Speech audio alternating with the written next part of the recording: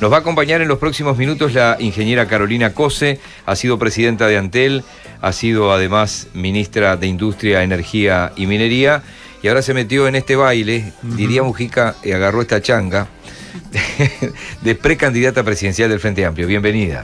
Muchas gracias, de verdad. Gracias por la oportunidad. No, un gusto, y además estábamos hablando de cómo es un día suyo habitualmente, que arranca con un poco de piscina cuando se puede, hoy no. Hoy no, pero ayer sí. No recuerdo si mañana voy a poder, pero cuando tengo una porción de mañana libre aprovecho para nadar y atender un poco mi casa, ¿verdad? Después ya vuelvo muy tarde. Y sin día libre, supongo, además. No tengo día libre, no. También protejo alguna porción del domingo, del sábado, para estar con mi familia, con mi mamá, con mis nenes. Usted tenía actividad ya política, pero era más bien técnica, es decir, ocupaba cargos de técnico. ¿Qué es de esto de lanzarse directamente a lo que es política? Es decir, salir a posicionar un nombre, salir a posicionar un programa, salir a posicionar una imagen. ¿Qué fue lo que más notó en esa transición? ¿Qué fue lo primero que notó como cambio? Mira, es como vos decís, fue una transición, porque en realidad las decisiones que yo tomé en mis responsabilidades públicas siempre fueron en el fondo políticas, ¿verdad? Y respondían a una concepción y a un gobierno. Como ministra tuve que actuar en una enorme cantidad de temas muy variados y conocer muchos otros aspectos de la realidad. Y bueno, fue un proceso, siempre he tenido preocupaciones políticas, soy frente amplista de toda la vida y fue lanzarme y aumentar la cantidad de equipos de elaboración, ¿verdad? Agrandar el equipo. Pero hay un momento, yo le pregunto esto generalmente a los políticos, hay un momento en que uno dice, sí, yo puedo ser presidente, o en el caso suyo, yo puedo ser presidenta. ¿Qué es lo que hace el clic que le dice a uno tener la confianza de decir, sí, yo puedo ser? La experiencia acumulada. Y para mí, la experiencia acumulada, el ver que en la realidad podía desplegar cosas y entender que Uruguay yo estoy convencida que Uruguay tiene enormes oportunidades y he visto cómo la toma la gente las oportunidades y te las devuelve multiplicadas, y bueno, yo quiero que Uruguay sea así. Sí. No, ¿y cómo es ser candidato de un gobierno que ya viene con 3 gobiernos anteriores? Porque, es decir, por un lado tiene ventajas, por otro lado tiene desventajas, porque uno puede asumir las virtudes, pero también le van a cargar los problemas. Es decir, la clásica frase es, ustedes hacen una promesa, si son del partido que ya gobierna, les pueden decir, ¿y por qué no lo hicieron mientras gobernaban? Y por otro lado le pueden decir, bueno, pero hicimos esto bueno. Es decir, ¿qué es ser candidato de alguien que viene del gobierno? Para vos. ¿Para mí? Sí. Mira, para mí el tema de las dificultades, para mí no es un problema que en la realidad haya dificultades, porque el Frente Amplio siempre ha tratado con las dificultades y ha resuelto enormes dificultades de este país. Y ahora hay nuevas dificultades que también deberemos resolver.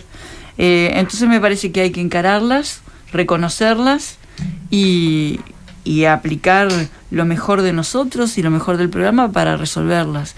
Parados en un tema que para mí es muy importante, que es la credibilidad. Porque creo que tenemos la gran ventaja de que nuestros gobiernos han trabajado sobre todos los puntos del programa cada vez que se ha llegado al gobierno. A veces se habrá cumplido, a veces ya habrá llegado más o menos, pero nunca podés decir que el gobierno se olvidó del programa cuando llegó. Es cierto que cuando fue designada ministra de Defensa, vaya cargo que le puse, como ministra de Industria, dice, Carolina, nos decía todo el mundo, no al aire, ¿no? Porque al aire no te lo dicen, no quiere estar ahí, quiere seguir siendo presidenta de Antel, y sin embargo ese ministerio la termina catapultando a la candidatura a la presidencia. No, yo nunca dije que no quería estar ahí. Si yo no hubiera querido, agarraba y decía que no. No. Cuando el presidente lo conversamos la primera vez, yo era presidenta de Antel y yo le comenté que para mí era un honor y lo tenía que pensar como cualquier persona. Cuando me llamó para proponérmelo, le dije que sí en 2 largos segundos, porque para mí era un honor formar parte de su gobierno. O sea que era un rumor nada más. Sí, no.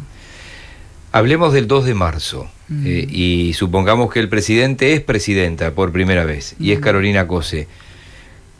en su cabeza, ¿hacia dónde apunta? Es decir, ¿cuáles son 4 o 5 hilos conductores o columna vertebral de un gobierno del Frente Amplio encabezado por usted? Si quieren titulares y desarrollamos algunos, porque ¿Cómo no? digo yo, acá tenemos nosotros 50 cosas que ha dicho en los últimos 2 meses, pero prefiero guiarme y escucharla además. Sí. Trabajo, educación, seguridad son los temas que me parecen más importantes, pero detrás de eso una forma de gobernar orientada a los temas, muy integradora, con mucha comunicación con la población,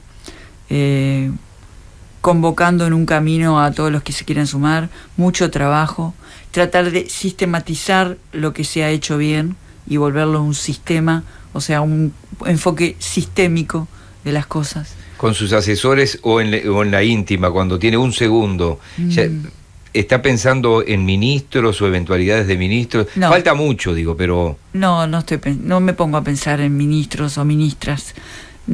Tratamos los temas. La verdad que trabajamos mucho, trabajan mucho, y después tenemos momentos de elaboración en los que yo participo. Y cuando habla de trabajo, estamos en un momento embromado. El Frente Amplio creó 300.000 puestos de trabajo, pero obviamente que hay una cantidad de indicadores que marcan que está, sobre todo la generación de nuevos empleos. ¿Por dónde pasaría, por ejemplo?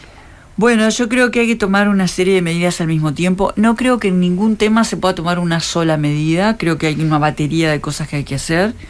Me parece que hay que agregar un elemento fundamental a la política económica, que es promover la obra pública.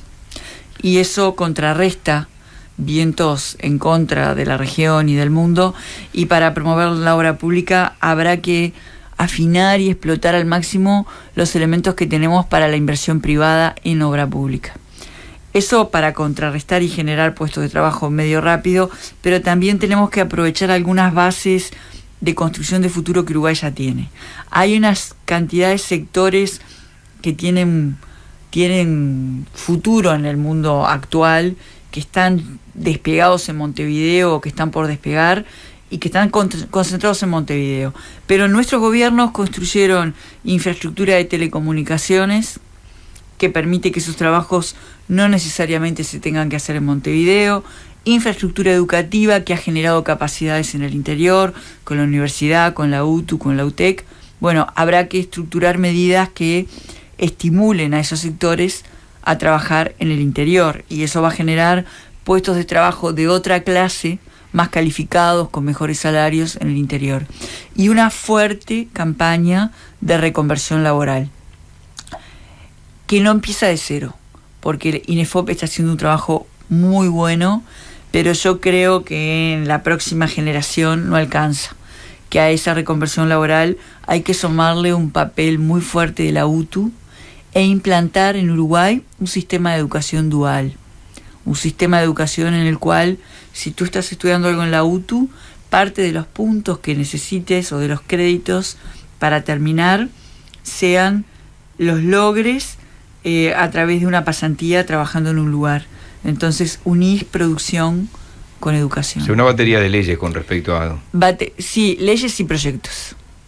Sobre todo proyectos, ¿no? Porque creo que el marco normativo está bastante avanzado. Yo quería preguntar, porque usted ya dijo que ministros no tienen nombres, pero ¿hay alguna constante que uno ve en los gobiernos de Frente Amplio, como por ejemplo la importancia de Astori en economía, o la continuidad de Bonomi en el Ministerio del Interior? Entonces le pregunto, ¿qué rol jugaría en su eventual gobierno, seguimos con la hipótesis de que usted es presidenta, un Astori, por ejemplo? Es decir, ¿la economía sigue siendo parte de Astori y su equipo, o usted lo renueva eso? Mira, yo pienso que el próximo gobierno es un gobierno en el que hay que combinar muchas cosas. Tiene que ser un gobierno de todo el Frente Amplio, y hay que combinar elementos técnicos con criterio político. Es bien difícil la fórmula que hay que lograr. Pero eso no se hizo por ahora, el tener siempre la economía, porque mal que bien es el ministro de Economía, vicepresidente, pero su equipo siguió como Economía. Y ahora nuevamente el ministro de Economía, Astori. ¿Qué quiere decir eso, traducido a algo más sencillo? ¿Astori no está en los planes? ¿Puede estar en los planes? ¿Qué significa? Están todos en los planes. Yo no excluyo a nadie. Lo primero que hay que ponerse de acuerdo no es en los nombres, es en el qué. Uh-huh. Y el qué implica agregar. O sea, si nosotros queremos resolver dificultades, tenemos que hacer cosas distintas.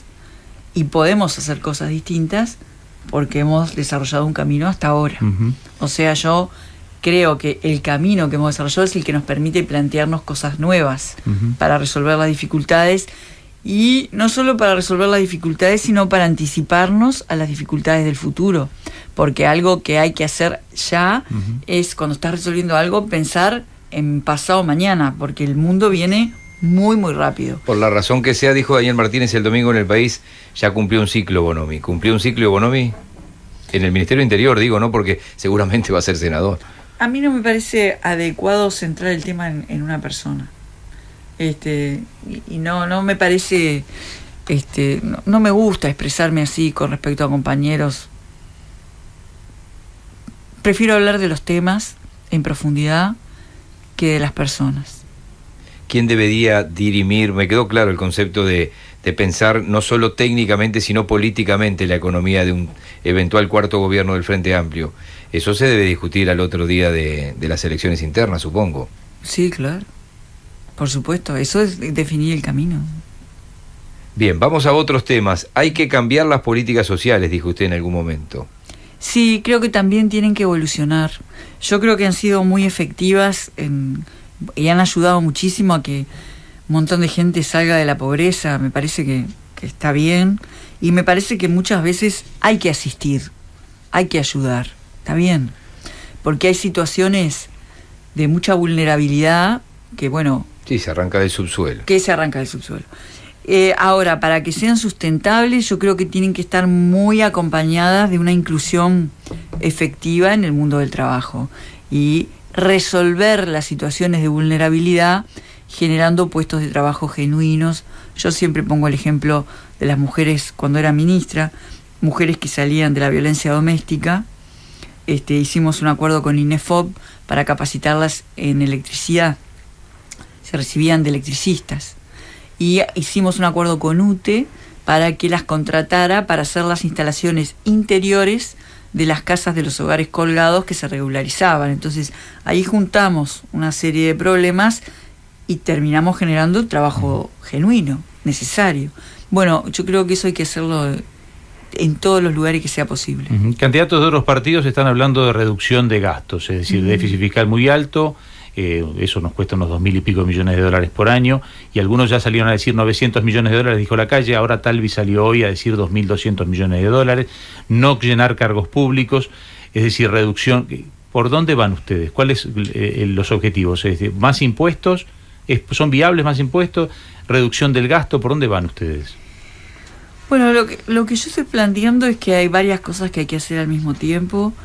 Yo creo que hay que continuar con el cuidadoso y serio manejo de la economía que hemos tenido hasta ahora, y afinar más la puntería en lo que es el ahorro en varios lugares del Estado. No me parece posible, por mi experiencia de gobierno, Uh-huh. poder tomar una medida al barrer para ahorrar, porque el Estado tiene realidades distintas. En algún lugar se podrá ahorrar más, en otros menos, y hay que ir lugar por lugar viendo las oportunidades de ahorro. Entre el 50 y el 70% del gasto es salud, educación y seguridad. O sea que el margen no es muy grande. Pero igual hay oportunidades. También creo que hay que trabajar mucho en la eficiencia. Y ahí hay dos cosas que quiero nombrar. Una es, nosotros logramos en este gobierno ponerle un paraguas común a los proyectos y a los programas para las micro, pequeñas y medianas empresas. Y eso mejoró la efectividad de las medidas nuestras de ayuda y de apoyo o de estímulo a las pymes y a las microempresas. Yo creo que hay que hacer lo mismo con los programas de infancia, por ejemplo. Creo que hay muchos programas para atención de la infancia. Estoy de acuerdo 100%, pero 180% con que la infancia es prioridad, pero creo que tenemos que tener un paraguas común, porque debe haber programas que se están solapando para aumentar nuestra eficacia, tener un único fondo destinado a eso, del que se sirvan estos programas, y eso nos va a permitir aumentar mucho la eficiencia del gasto. Entonces, ahí creo que hay mucho para hacer. Creo que también, como segunda cosa, hemos avanzado en gobierno electrónico, en lo que es poner trámites en línea, Y eso está muy bien porque eso, digamos, iguala condiciones, es el mismo trámite para todos. Está bien, eso es reforzar la democracia.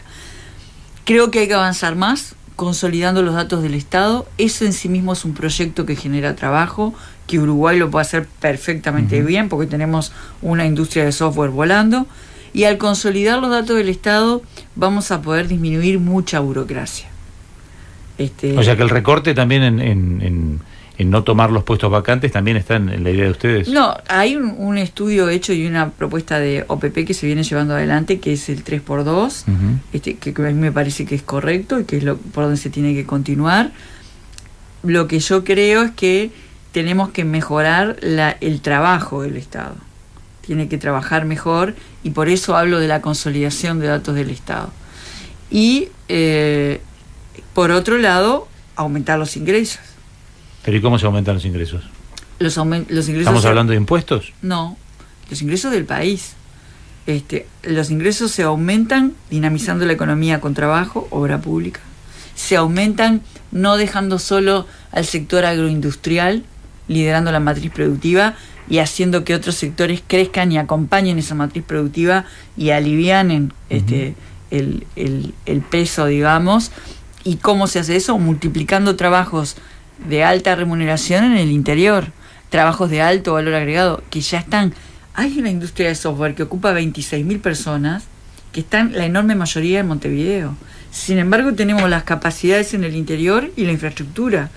Y una industria que ya, por ejemplo, desde el interior, ya hay empresas, en Salto hay una, que está exportando a San Francisco. Hay otra en Montevideo que instaló un grupo de trabajo que está haciendo un proyecto para el exterior del país en Bella Unión. ¿Y estos mueven los números macros? Porque yo siempre escucho que cuando sale algún candidato a decir algo le dicen, pero eso no mueve la aguja. Pues no mueve, sí, porque el mundo del futuro pasa por ahí, la economía ya es digital, las 5 empresas más grandes del mundo son digitales. Está demostrado en todos los estudios que las empresas que se muevan en el mundo digital van a crecer 10 veces más que las otras en los próximos años. Entonces, eso mueve, pero no es solo eso. También es la industria audiovisual, también es el diseño. O sea, es una gran cantidad de sectores que además van a ayudar a los sectores tradicionales. La llevo a otros temas. Si ganara Daniel Martínez, por ejemplo, la interna, ¿aceptaría ser candidata a vicepresidente? Porque a usted se le conoce mucho por la ejecutividad, cargos de ejecución, y ahí tendría que presidir el Parlamento. Yo te voy a dar una respuesta en 2 partes. Primera parte. Primera parte. Yo soy profundamente frente amplista y ese es un tema. Me alejo sistemáticamente del micro. Yo soy frente amplista de toda la vida, siempre lo seré. Y ese es un tema que deberá resolver desde mi punto de vista el Frente Amplio. Y segunda parte de la respuesta, yo creo que a los frente amplistas hoy eso no nos tiene que distraer. Creo que ponernos a hablar de eso hoy nos distrae de lo fundamental. Y lo fundamental es entender el programa, entender cuáles son las claves para llevar adelante ese programa en el próximo gobierno, y entendiendo esas claves es que vamos a ganar en octubre. Y entender que para ganar en octubre el partido empieza el 30 de junio. No dejemos que nada nos distraiga de eso. La semana pasada en esa silla, supongo que son todos iguales, pero en ese lugar Mario Vergara dijo: debería reglamentarse por ley la obligatoriedad de los debates. Soy un fanático de los debates, creo que suman mucho. Sí. Si es la candidata al frente, ¿debatiría con los otros precandidatos o sobre todo los más notorios?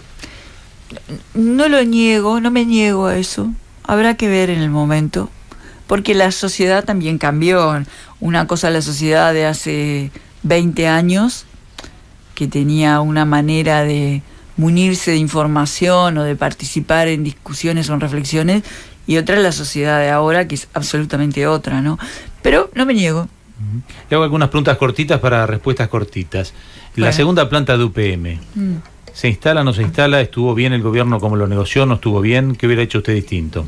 Cortito, sé que le estoy pidiendo cortito. No me pidas imposibles. Mirá, la la gestión con UPM se negoció de manera muy dura, muy difícil y muy integrada por parte del gobierno. Y se lograron condiciones como nunca antes se habían logrado una negociación de este tipo. Por ejemplo, que en el contrato figure que la empresa aporta $1 millón por año durante 20 años para la creación de un centro tecnológico en el centro del país.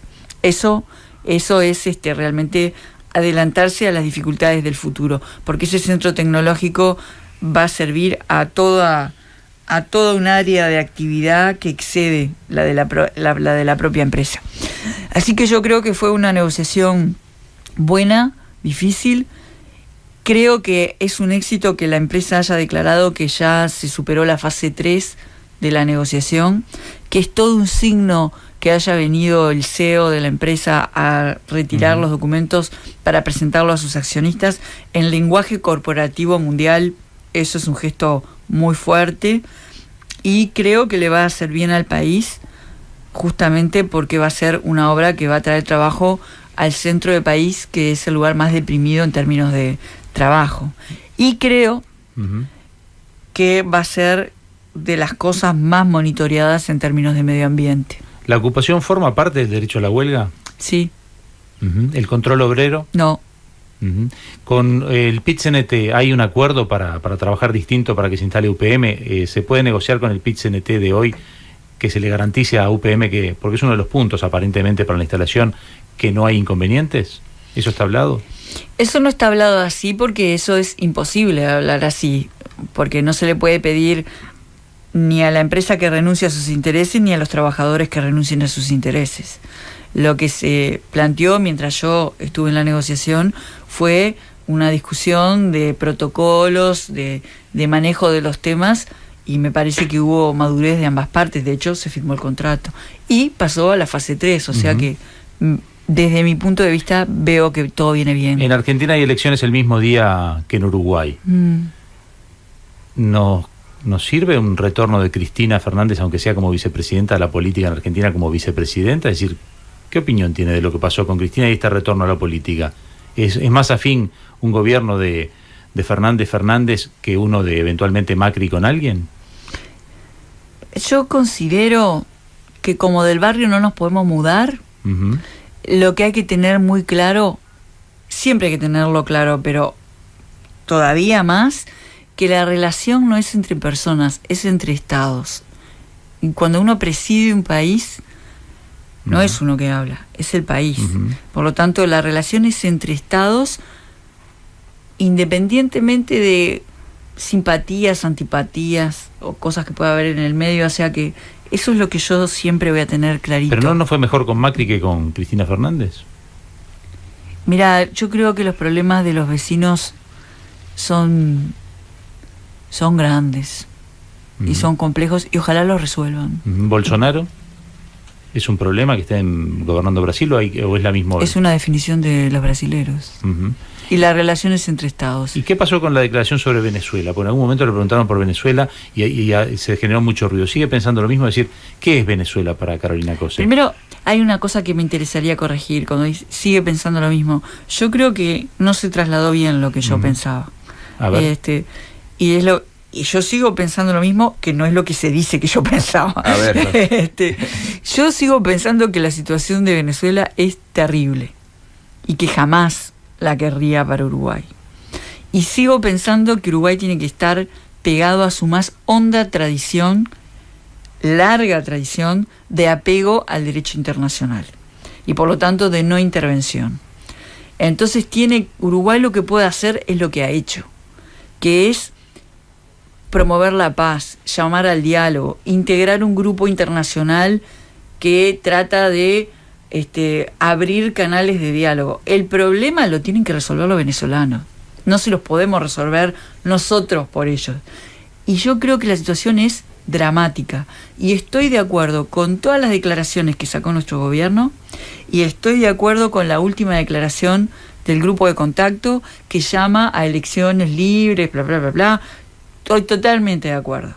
Y eso es lo que pienso. Yo no he escuchado críticas muy fuertes de la oposición con respecto a Carolina Cose y a su candidatura. Creo que el mazazo más fuerte fue esto de los sindicatos que hablan de una catastrófica gestión suya en el Ministerio de Industria premiada con una precandidatura. ¿Cómo lo vivió eso?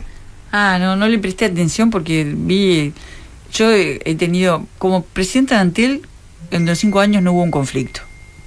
Y ese es un sindicato bastante grande, le diré. Como ministra me pasé armando mesas de diálogo a pedido de los trabajadores de los más diversos sindicatos, de los más diversos rubros de actividad y de los más diversos empresarios que me venían a pedir que interviniera para armar una mesa para dialogar, y con el ministro Murro trabajamos mucho en muchos temas juntos, querido compañero además. ¿Por dónde cree que viene semejante bombazo? ¿Fue fuerte ese comunicado? Si ves el comunicado parece una concatenación de todas las frases de la oposición, digamos, no lo presté atención. Estoy muy tranquila con la gestión que hicimos en el ministerio y muy tranquila con la gestión que está haciendo el actual ministro. Ha sido particularmente dura usted en ese caso sí con la campaña Vivir sin Miedo de Jorge Larrañaga. Con su contenido, ¿no?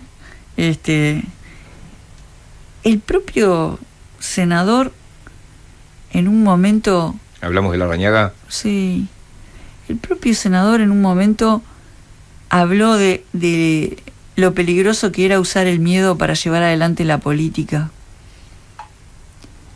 Creo que se lo dijo a otro senador cuando el tema de no a la baja. A veces hay que leerse a uno mismo, ¿no? Uh-huh.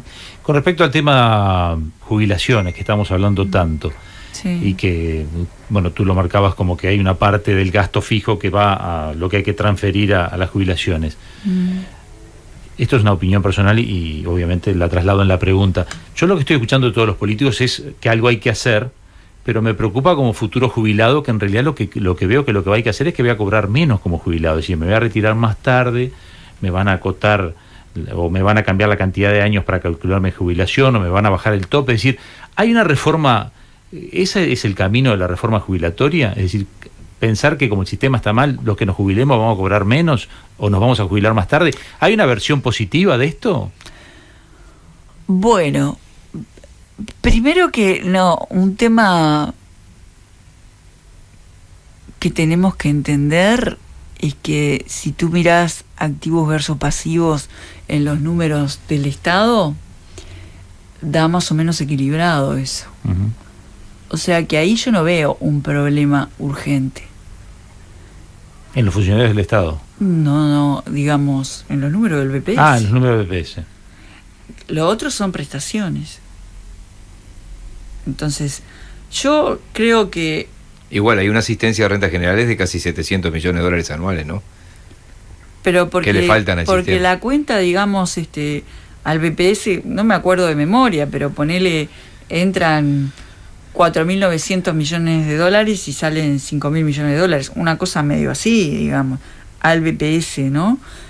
Por el pago recibiendo de los activos y pagando pasividades. O sea, ahí no hay un tema.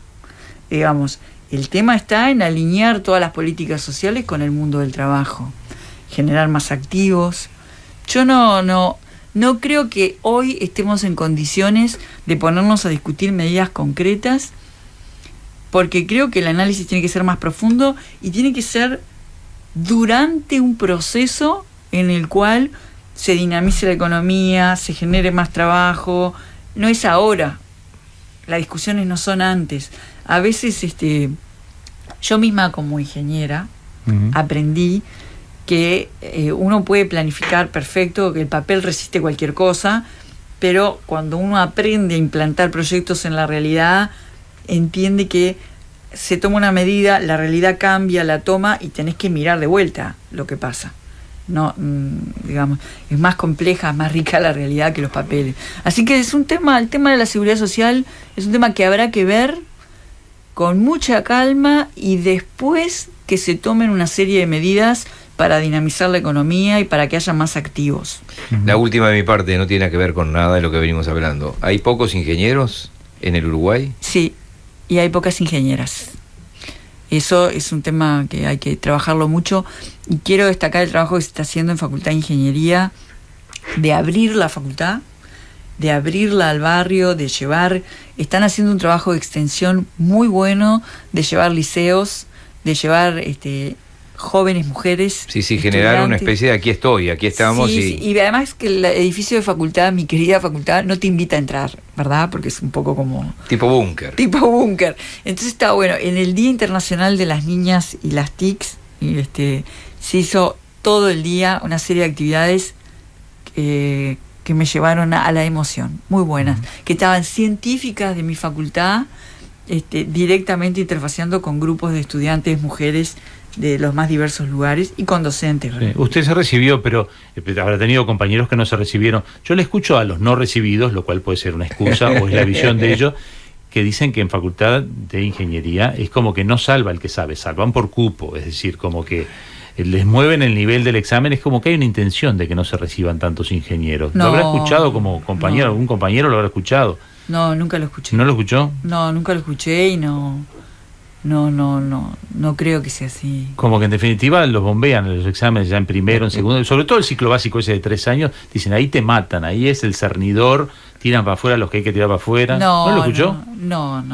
Yo me reúno más con perdedores que con ganadores, entonces usted se reúne más con ingenieros que con los que no llegaron. No, yo me reúno con todos, incluso gente que encontró otras vocaciones, un montón, entre ellos mi hijo. ¿Su hijo quiso estudiar ingeniería? Mi hijo empezó ¿Y a no estudiar... llegó, y no le puso nunca esa excusa?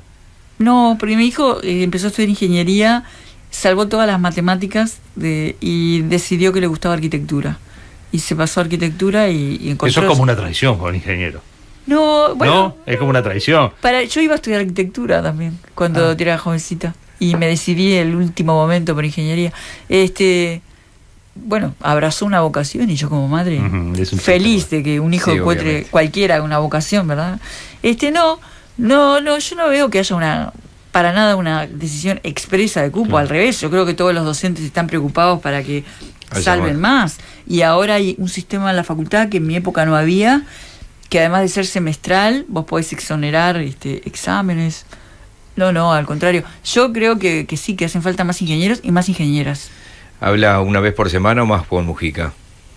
Hablo, no sé, no llevo la cuenta, hablo cuando hay que hablar, cuando él me llama, cuando yo le llamo. ¿Qué rol van a cumplir los políticos como Mujica, Topolaki, Tabaré Vázquez, es decir, los referentes? ¿Qué rol van a cumplir con este cambio generacional? Porque evidentemente en el Frente Amplio hay un cambio generacional. Sí. Los candidatos no son de la misma generación, son todos más o menos parejos, pero ¿qué rol van a cumplir a partir de que gane alguno de ustedes? Yo creo que en el Frente Amplio siempre hay lugar para todo el mundo, que el Frente Amplio no es un partido que excluya, ni debe serlo. Y son, sin duda, referentes nacionales, todos. Es imposible negar que Mujica es un referente nacional e internacional, o el presidente Tabaré, pero sin lugar a dudas es un referente, que siempre hay que escuchar, a los referentes hay que escucharlos, y nosotros en el partido tenemos la fortuna de que tenemos los tales referentes, ¿no? Y hacia la interna, porque ustedes tienen unos mecanismos que son válidos, que son del partido, pero tienen unos mecanismos en donde muchas veces el ámbito de discusión lo da la fuerza política y no tiene reflejada lo que terminó votando la gente en la elección nacional, es decir, en los plenarios, en los congresos. ¿Eso lo van a cambiar? ¿Hay intenciones de cambiarlo o eso es así para toda la vida en el Frente Amplio? Esa parte de la interna, ahí me pierdo un poco. Lo que sí creo, porque no estoy en el...